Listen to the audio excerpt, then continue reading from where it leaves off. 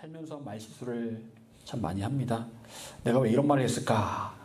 후회를 할 때도 참 많고 알면서도 모르면서도 그렇게 말을 함부로 할 때가 종종 있습니다. 저도 말에 대한 설교를 참 많이 했지만 그런 저도 말실수를 종종 할 때가 참 있습니다. 말은 언어를 가진 인간에게 있어서 굉장히 중요한 수단이죠. 여러분, 때로 우리 말만 잘해도 많은 것을 얻을 수가 있습니다. 말 한마디로 천냥빚을 갚는다는 말이 있듯이 말에는 엄청난 위력이 있습니다. 오늘 본문 10편 17편은 다윗이 기록한 시입니다. 다윗이 3절에 이렇게 고백을 합니다. 우리 3절 다시 읽어보겠습니다. 자, 시작. 주께서 내 마음을 시험하시고 밤에 내게 오시어서 나를 감찰하셨으나 흠을 찾지 못하셨사오니 내가 결심하고 입으로 범죄하지 아니하리라. 하나님께서 다윗을 감찰하시고 또 시험하셨는데 다윗에게서 흠을 찾지 못하셨다. 왜 그럴까요? 다윗이 결심하고 입으로 범죄하지 아니하였기 때문에 하나님께서 흠을 찾으시려고 했는데 테스트를 하셨는데 다윗이 입으로 범죄하지 않았기 때문에 흠을 찾을 수 없었다라고 말씀을 하고 있습니다. 여러분, 우리 이 말씀을 통해서 종종 알게 되는 사실이 있습니다. 그건 바로 하나님께서 우리를 때로 시험해 보신다라는 겁니다. 과연 힘이 있는가, 괜찮은가 시험해 보신다라는 겁니다. 그리고 그 시험 가운데 하나가 또 하나님께서 과연 우리를 보시면서 입술로 범죄했느냐 이걸 보시고 하나님께서 시험을 해보시겠다라는 겁니다. 여러분, 하나님께서 지금 여러분의 입에서 나오는 모든 말을 듣고 계신다고 생각해 보십시오. 내가 무슨 말을 하든지 그 말을 다 듣고 계신다. 얼마나 조심스럽겠습니까? 어떠한 말로 쉽게 뱉을 수가 없을 것입니다. 그런데 많은 경우 우리는 하나님께서 눈에 안 보이시니까 내 말을 듣지 않으신다라고 생각을 할 때가 있습니다. 오늘 본문을 기록한 다윗은 하나님께 입술로 범죄하지 않겠다라고 다짐을 합니다. 실제로 다윗이 고통 가운데 살던 10여 년의 그 세월 동안 다윗은 하나님께 입술로 범죄한 적이 단 한 번도 없었습니다. 성경 어디를 보아도 다윗이 하나님께 입술로 범죄했다라는 말이 나오지 않습니다. 아무리 힘들어도 다윗은 하나님의 마음을 아프게 하는 그런 말을 하지 않았습니다. 여러분, 시편의 내용들은 다윗이 기록한 내용들이 많은데 주로 힘들다는 내용이 많습니다. 하나님 힘듭니다. 하나님 원수 때문에 힘듭니다. 그리고 저 원수를 좀 어떻게 하나님 해결해 주십시오라는 그런 내용들이 참 많습니다. 여러분, 우리는 이런 어려운 상황 가운데 처해 있을 때 늘 기억해야 할 것이 있습니다. 그것은 바로 상황이 아무리 어렵더라도 해서는 안 되는 말이 있는데 그것은 하나님을 향한 원망의 말이라는 겁니다. 아무리 힘들어도 하나님을 향한 원망의 말은 해서는 안 된다라는 거예요. 왜냐? 하나님을 향한 원망의 말은 하나님께 범죄하는 일이기 때문에 그렇습니다. 하나님께 범죄하는 일이라고 분명히 말씀하고 있습니다. 여러분, 하나님을 향한 원망의 말이 하나님께 범죄하는 일이라면 우리는 얼마나 많은 죄를 지은 겁니까? 여러분, 우리도 수시로 하나님께 원망했던 적 있잖아요. 일이 잘 안 풀리면 하나님 왜 이러십니까? 하나님 저한테 왜 이러십니까? 원망하는 거거든요. 원망한다는 게 뭡니까? 남에게 책임을 돌리는 건데 하나님께 책임을 돌리는 거예요. 내 책임을 생각 안 하고 하나님께 책임을 돌리면서 하나님께 불평하는 것, 그 원망이죠. 그런데 그게 죄라고 분명히 말씀하고 있습니다. 욥기 1장 22절 23절에서 욥은 자기의 모든 자녀가 다 하루아침에 죽습니다. 그리고 자기의 재산이 하루아침에 다 사라집니다. 그때 욥은 뭐라고 고백을 합니까? 그 모든 것들을 주신 분도 하나님이시고 가져가신 분도 하나님이십니다 라고 고백을 합니다. 자녀를 주신 분도 하나님이시고 재산을 주신 분도 하나님이신데 그걸 가져가는 것도 하나님의 권리입니다. 욥은 단 한 번도 자기의 자녀를, 자기의 재산을 자기의 것이라고 생각하지 않았다라는 겁니다. 이건 다 하나님 것이야. 하나님께서 가져가시는데 내가 무슨 불만을 표할 수가 있겠어. 여러분, 욥은 자기의 자녀를 위해서 매일매일 예배를 드릴 정도로 그렇게 자녀를 사랑했던 사람이었습니다. 자녀에게 정이 없었던 사람이 아니에요. 그렇게 자녀를 사랑했던 사람이었습니다. 그런데 그 사랑했던 자녀들이 하루아침에 모두 죽었습니다. 그 마음을 어찌 우리가 다 헤아릴 수 있겠습니까? 그런데 욥은 정말 태연하게 고백합니다. 주신 분도 하나님이시고 가져가시는 분도 하나님이십니다. 욥은 모든 것을 초월한 사람처럼 이야기합니다. 보통 사람 같으면 이 상황에서 난리가 났겠죠. 난리가 났을 겁니다. 자식 하나 죽어도 난리가 났을 겁니다. 자식이 다치기만 해도 난리가 났을 겁니다. 그런데 욥은 하나님을 향해서 원망 한마디를 안 합니다. 원망 한마디를 안 해요. 여러분, 참 욥이 대단하죠. 어쩌면 사단이 욥의 마음을 충동질했을 수도 있습니다. 야, 하나님이 네 거 다 가져갔어. 하나님 원망해. 어떻게 그럴 수가 있어, 하나님께서. 그런 마음을 넣어줬을 수도 있습니다. 하지만 욥은 꿈쩍도 하지 않았습니다. 성경에 보게 되면 욥은 모든 일에 범죄하지 아니하고 하나님을 향해 원망하지 않았다라고 분명히 말씀하고 있어요.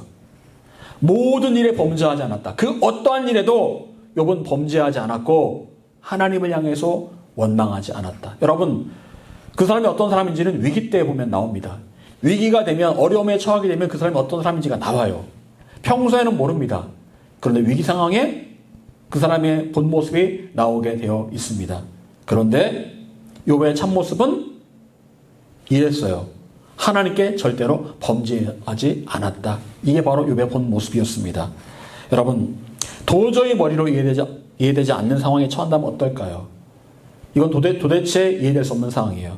분명 그 마음 가운데 하나님을 향한 원망의 마음이 생겨날 겁니다. 저도 예전에 참 하나님 많이 원망했습니다. 진짜 하나님 많이 원망했어요. 이해할 수 없는 사건들을 경험하면서 하나님께 책임을 돌렸고 하나님께서 너무하신다고 생각을 했습니다. 그래서 마음이 때로는 상해서 설교하기가 싫었어요. 근데 제가 설교하러 아팠던 적 빼놓고는 안 올라왔더니 한 번도 없었죠. 어쩔 수 없이 설교하러 강단에 올라가긴 올라왔지만 사실은 정말 쉽지 않았습니다. 정말 마음이 너무 힘들었어요. 하나님 향해서 소위 말해 삐진 거죠. 삐져가지고 정말 설교하고 싶지 않았지만 꾸역꾸역 설교를 했던 것 같습니다. 내 생각해보면 그게 하나님 은혜예요.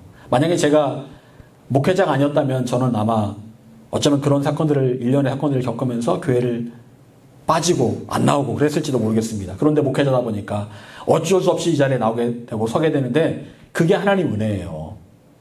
예, 그게 하나님 은혜고 저는 하나님께서 저를 통해서 많은 영혼들을 변화시키기 위해서 저를 세우신 게 아니고 저 하나 사람 만들려고 하나님께서 저를 목회자로 세우셨다고 저는 생각을 합니다. 그래서 하나님께 감사하게 할 수밖에 없는 거죠. 내가 너 하나 사람 만들려고 내가 너를 목회자로 세웠다. 아, 얼마나 감사합니까? 여러분, 욥기는 하나님에 향한 원망이 범죄라고 분명히 말씀하고 있습니다. 그냥 말로만 하나님 원망했는데 그것이 죄가 된다라는 겁니다. 여러분, 우리는 얼마나 많은 죄를 짓고 살았습니까? 사탄은 우리 마음에 온갖 부정적이고 원망하는 마음을 집어넣습니다. 그리고 그 상황에서 우리는 그 생각들을 말로 할 수도 있고 그냥 생각에 머무르게 할 수도 있는데 말로 하는 순간 그건 죄가 된다는 겁니다. 사탄이 생각을 넣어줄 수는 있습니다. 그건 죄가 아니에요. 쫓아내면 되는 거예요. 그런데 사탄이 넣어준 생각을 말로 표현하는 순간 죄가 되는 거예요. 무섭죠. 여러분, 하나님을 원망하는 말로 결국 망했던 사람들이 누구였습니까? 바로 이스라엘 백성들이었습니다. 그들은 가데스 바네아에서 정탐을 하고 온 이후에 그 10명의 정탐꾼이 가나안 땅을 악평했다라고 성경은 기록하고 있습니다. 하나님께 주신 그 땅이 분명히 좋은 땅인데 그들은 무슨 자격으로 그 땅을 평가를 합니까? 보고만 올라간 거잖아요. 정탐만 하고 올라간 거잖아요. 그런데 그들은 그 땅을 악하게 평가를 한 겁니다. 하나님께 주신 것을 평가를 한 거예요. 무엇이든 감사함으로 받으면 버릴 것이 없다라고 했잖아요. 그런데 그들은 하나님께 주신 그 땅을 평가를 합니다. 그것도 악하게. 이게 좋은 땅이냐 안 좋은 땅이냐 이렇게 말을 합니다. 그냥 감사함으로 받아들이는 것이 그들의 몫인데 하나님께 주신 것들을 악하게 평가함으로 부정적이고 원망하는 마음을 전체 공동체에 퍼뜨리고 맙니다. 한마디로 그들은 할 필요도 없고 해서도 안 되는 말을 했다라는 겁니다. 여러분, 때로 우리가 그렇습니다. 할 필요도 없고 해서도 안 되는 말을 종종 할 때가 있습니다. 그래서 결국 긁어 부스럼을 만들 때가 얼마나 많습니까? 여러분, 그리고 이렇게 원망했을 때 하나님께서 뭐라고 말씀하십니까? 나를 원망하는 이 악한 회중에게 내가 어느 때까지 참으랴? 이스라엘 자손이 나를 향하여 원망하는 바 그 원망하는 말을 내가 들었노라. 원망하는 말을 하나님께서 다 들으셨다라고 말씀하세요. 내가 다 들었다. 여러분, 하나님께서는 감사하는 말도 들으시고 원망하는 말도 다 들으십니다. 그리고 하나님 뭐라고 말씀하십니까? 내가 언제까지 참으랴? 내가 언제까지 너희를 참으랴? 나를 향한 원망, 내가 언제까지 참으랴? 결국 하나님께서 말씀하십니다. 너희들이 말한 그 말대로 내 귀에 들린 대로 내가 너에게 행하겠다. 너희들이 그렇게 말한 대로. 뭐라고 말했습니까? 가나안 땅에 들어가지 못할 것이다 라고 말했죠. 그 말씀 그대로, 그 말 그대로 그들 가운데 여호수아와 갈렙을 제외하고 아무도 가나안 땅에 들어갈 수가 없었습니다. 말 그대로 된 것이지요. 전도서 5장 6절은 이렇게 말씀합니다. 내 입으로 내 육체가 범죄하게 하지 말라. 내 입으로 내 육체가 범죄하게 하지 말아라. 여러분, 입으로 범죄를 할 수 있다라고 분명히 말합니다. 여러분, 우리의 입으로 우리의 육체를 범죄하게 할 수 있습니다. 예를 들면 내가 하나님 앞에 이렇게 원망하는 그 순간 그게 죄가 된다라고 분명히 말씀하고 있잖아요. 여러분, 예수님께서는 내 안에서 나오는 것이 나를 더럽게 한다라고 말씀하셨습니다. 우리 안에서 나오는 것이 무엇입니까? 바로 나의 말과 나의 생각입니다. 내 말과 나의 생각이 나를 더럽게 한다라고 말씀하고 있어요. 여러분, 우리는 너무나 쉽고 사소하게 원망과 부정적인 말을 할 때가 참 많습니다. 이렇게 말하는 저도 마찬가지입니다. 정말 아무것도 아닌 것 같지만 버릇처럼 부정적이고 원망하고 불평하는 말을, 짜증 섞인 말을 그냥 나도 모르게 버릇처럼 합니다. 다른 말을 할 수 있는데 꼭 그런 말을 해요. 이상하게 그런 말이 입에 잘 붙는 것 같아요. 습관처럼 그렇게 말합니다. 하지 말아야지 했는데 어느 순간 나도 모르게 그런 말이 부정적이고 원망하고 불평하고 짜증 섞인 말을 하고 있다는 겁니다. 특히나 10대 애들이 입에 달고서 하는 말이 무슨 말입니까? 툭하면 짜증난다는 말을 합니다. 짜증난다는 말이 일상화가 되어버렸어요. 욕을 섞지 않으면 대화가 안 될 정도로 애들이 그렇게, 요즘 아이들이 심하게 욕을 많이 합니다. 아이들은 참을 줄을 잘 몰라요.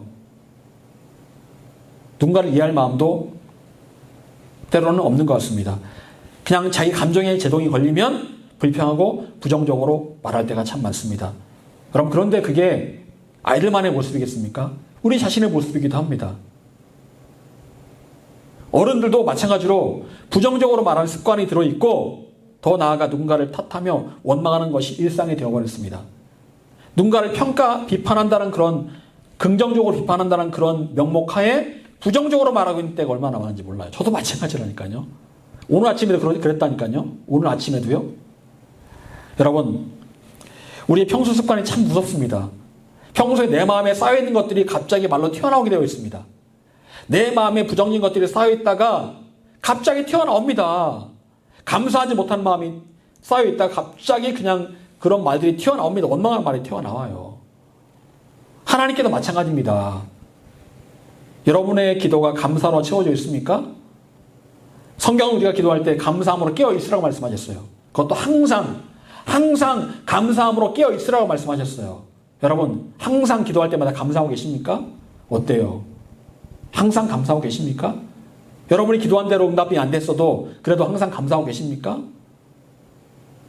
가만히 돌아보십시오. 그렇지 못한 것 같을 때가 참 많습니다. 감사하지 못할 때가 참 많은 것 같아요. 뭔가 늘 불만이 섞여 있는 것 같고 늘 나의 뭔가 요구사항만 있는 것 같고 그럴 때가 참 많습니다. 그냥 있는 그대로 하나님께 감사해야 되는데 그러지 못할 때가 얼마나 많이 있습니까? 여러분, 이사야 57장 19절은 이렇게 말씀합니다. 입술의 열매를 창조하는 자 여호와가 말하노라. 입술의 열매를 창조하는 자 여호와가 말하노라. 먼데 있는 자에게든지 가까이 있는 자에게든지 평강이 있을지어다 내가 그를 고치리라 하셨느니라. 하나님은 어떤 하나님이시라고요? 입술의 열매를 창조하신다. 여러분, 하나님께 말씀하신 것, 또 우리가 말하는 것에 열매를 먹게 하신 분이 바로 하나님이십니다. 어떤 말을 했을 때 그 말은 씨앗이 돼서 뿌려지는 겁니다. 그리고 뿌려진 씨는 곧 열매를 맺게 되는데 그 열매를 만드시는 분이 누구라고요? 하나님이시라고요. 듣고 계시다가 너희들이 말한 그대로 너희들에게 그 열매를 먹게 하겠다라고 말씀하시는 거예요. 여러분, 하나님께서는 지금도 여러분이 말하는 대로 그 말의 열매를 창조하고 계십니다. 여러분이 어떤 말을 하느냐가 바로 하나님께서 여러분의 미래를 만들어 가시는 기준이 되는 거예요. 얼마나 그러면 말하는 게 중요합니까? 하나님께서 이사야 말씀에서 입술의 열매를 창조하신다라고 말씀하시면서 내가 그를 고치리라 라고 말씀하십니다. 즉 하나님께 나를 고치신다라고 입술을 선포하면 하나님 말씀대로 우리가 선포한 그대로 하나님께서 나를 정말 고쳐주시겠다라는 겁니다. 여러분, 결국 하나님을 믿고 하나님께 감사하며 긍정적인 말을 하면 그 말대로 하나님께서 이루어 주시겠다는 약속을 하고 계시는 거예요. 여러분, 나의 입에 무엇을 담을지를 늘 생각해 보아야 됩니다. 과연 내 입에 무엇을 담을까? 부정적인 말을 담아야 되나? 아니면 긍정적인 말을 담아야 되나? 감사하는 말을 담아야 되나? 원망하는 말을 담아야 되나? 잘 될 거라는 말을 담아야 되나? 잘 안 될 거라는 부정적인 생각을 담아야 되나? 여러분, 하나님께서 기뻐하시는 말을 여러분의 입에 담기로 결단하시길 바랍니다. 그리고 매일매일 여러분의 입에 불평과 하나님을 향한 원망이 담기지 않도록 조심하시기 바랍니다. 하나님께서 그 말의 열매를 만들어 가고 계시기 때문에 그런 거예요. 여러분, 더불어 내 입을 우리는 어떻게 통제를 해야 될까요? 첫 번째, 먼저 우리는 잠잠할 줄 알고 참고 기다릴 줄 알아야 합니다. 예전에 아마 제가 설교했던 내용과 비슷할 것 같아요. 잠잠할 줄 알고 참고 기다릴 줄 알아야 한다. 시편 37편 7절 여호와 앞에 잠잠하고 참고 기다리라. 자기 길이 형통하며 악한 꾀를 이루는 자 때문에 불평하지 말지어다. 여기 마지막에 보니까 불평하지 말지어다. 악한 사람들 때문에 불평하지 말지어다. 아무리 악한 사람이 주위에 많이 있어도 일이 잘 안 풀려도 불평하지 말라고 말씀하세요. 불평하지 말고 앞에 보니까 하나님 앞에서 잠잠하고 참고 기다려라. 잠잠하고 아무 말도 하지 말고 참고 인내하면서 기다려라. 불평하지 말아라. 여러분, 또한 37편 4절 6절은 이렇게 말씀합니다. 또 여호와를 기뻐하라. 그가 내 마음의 소원을 내게 이루어 주시리로다. 내 길을 여호와께 맡기라. 그를 의지하면 그가 이루시고 내 의를 빛같이 나타내시며 내 공의를 정오의 빛같이 하시리로다. 여기 보니까 또 여호와를 기뻐하라. 여러분, 하나님을 먼저 기뻐해야 합니다. 우리 입에는 뭘 담아야 되는 거예요? 하나님을 향한 기쁨의 소리를 담아야 되는 거예요. 어떠한 상황에서도 하나님을 향한 기쁨의 소리를 담아야 됩니다. 하나님 때문에 기뻐할 수 있는 그런 마음들, 그런 외침들, 그런 찬양들을 담아야 되는 거예요. 왜냐하면 말씀에 분명히 약속합니다. 하나님 때문에 기뻐할 때 하나님께서 내 마음의 소원을 이루어 주신다라고 말씀하세요. 하나님을 기뻐하면은요, 하나님께서 내 마음의 소원을 들어주신다고 말씀하세요. 내 마음의 소원 때문에 기뻐하는 것이 아니라 하나님 때문에 기뻐하면 하나님께서 내 마음의 소원을 당연히 아시고 들어주시겠다라고 말씀하세요. 그리고 하나님께서 우리를 정오의 빛같이 해주시겠다라고 말씀하세요. 하나님을 기뻐할 때 하나님 감사합니다. 하나님 기쁩니다. 하나님 찬양합니다라고 그렇게 날마다 선포하면 하나님께 소원을 들어주시고 우리를 정오의 태양같이 햇빛같이 그렇게 밝게 해주시겠다고 말씀하세요. 여러분, 정오에 태양같이 빛이 비춰지면 나의 가는 길은 그냥 환하게 열리는 겁니다. 여러분, 내가 하나님을 기뻐하고 하나님만 의지하면 하나님께서 이런 일을 이루어 주시겠다라고 말씀하세요. 하나님만을 기뻐하고 계십니까? 하나님 때문에 기뻐하고 계십니까? 여러분의 기쁨의 이유, 다른 것도 있겠지만 가장 귀한 기쁨의 이유는 바로 하나님이 되시기를 바랍니다. 그리고 이어서 말씀하시는 것은 하나님의 그 때가 올 때까지 잠잠하라, 참으라, 기다리라 라고 말씀하십니다. 잠잠하라, 참으라, 기다리라, 그리고 불평하지 말아라. 불평하지 말라는 말과 잠잠하라는 말은 일맥상통하죠. 마음에 하나님 때가 안 이루어졌기 때문에 불평이 나올 수 있습니다. 그런데 잠잠하라는 거예요. 아무 말도 하지 말고 잠잠하라. 여러분, 하나님이 이루실 그 때와 우리가 원하는 때는 다를 수가 있습니다. 마음은 급한데 아직 뭔가 결과가 안 나와요. 그때 어떤 마음이 듭니까? 불평이 나올 수밖에 없잖아요. 원망이 나올 수밖에 없잖아요. 그런데 꾹 참고 잠잠하라는 겁니다. 입에 자크를 쫙 채우면서 잠잠하라고 말씀하세요. 저도 참 마음이 조급한 사람인데 그래서 하나님께 몇 번이고 하나님 도대체 언제입니까? 라고 말했던 기도했던 그런 기억이 나지만 여러분, 그런 조급함이 우리 안에 없어야 돼요. 그리고 잠잠할 줄 알아야 됩니다. 기다리는 것 참 어려운 일입니다. 참는 것 어렵습니다. 그 시간이 올 때까지 아무 말도 하지 않는 것 얼마나 어려운 일입니까? 그것은 곧 불평하는 것은 곧 왜냐하면 하나님의 약속을 의심하고 믿음을 깨뜨린 일이기 때문에 그래요. 여러분, 늘 말을 조심해야 됩니다. 늘 우리의 말을 조심해야 돼요.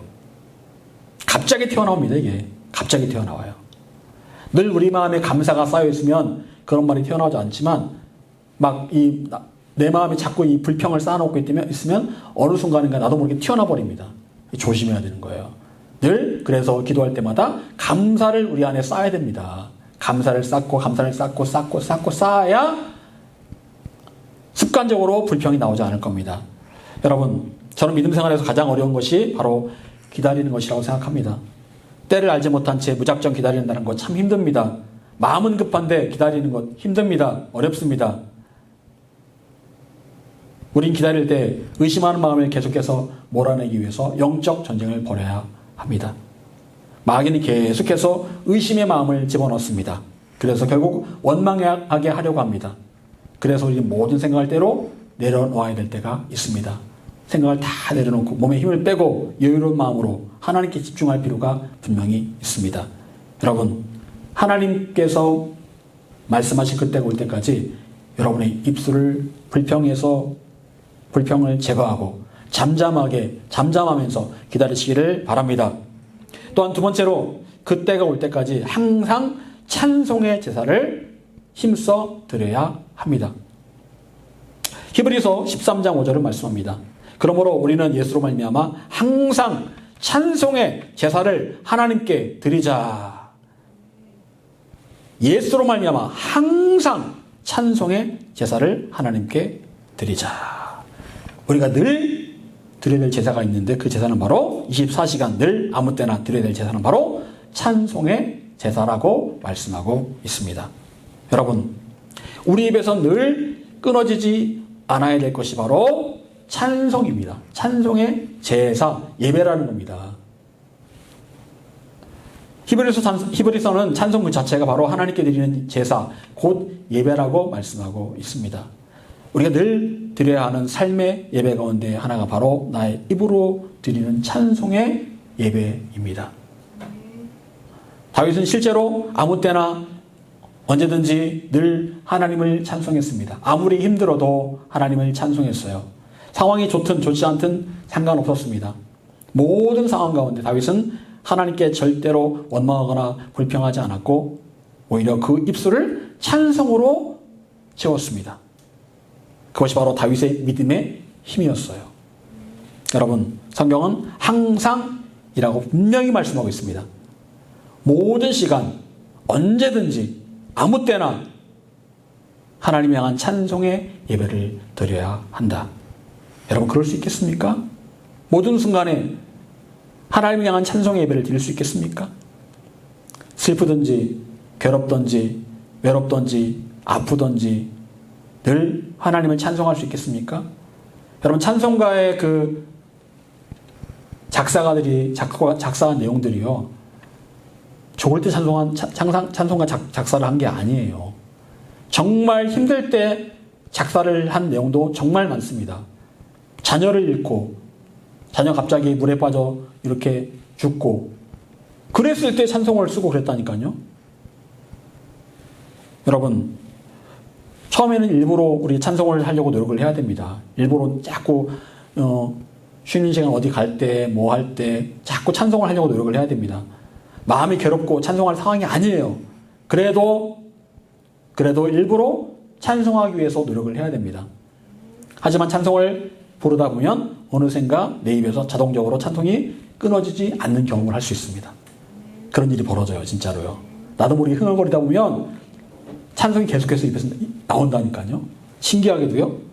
찬송이라는 샘물이 터져나오기 시작하면 그때부터는 계속해서 샘물이 자연적으로 솟아나는 경험을 할 수가 있습니다.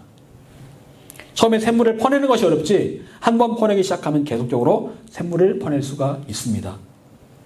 그리고 그 상황을 뛰어넘어 찬송할 때 뜻하지 않았던 기적의 역사가 나타날 것입니다. 어떤 기적의 역사일까요? 바울과 실라가 감옥에서 하나님의 찬송했을 때 옥문이 열리고 모든 묶였던 것들이 풀어지는 기적이 일어났던 것처럼 그런 기적의 역사가 찬송 가운데 일어나게 될 것입니다. 여러분, 마귀는 계속해서 내 마음에 부정적인 마음, 짜증나는 마음, 원망의 마음, 불평의 마음을 심어 넣습니다. 자꾸 그런 마음을 심어 넣어요.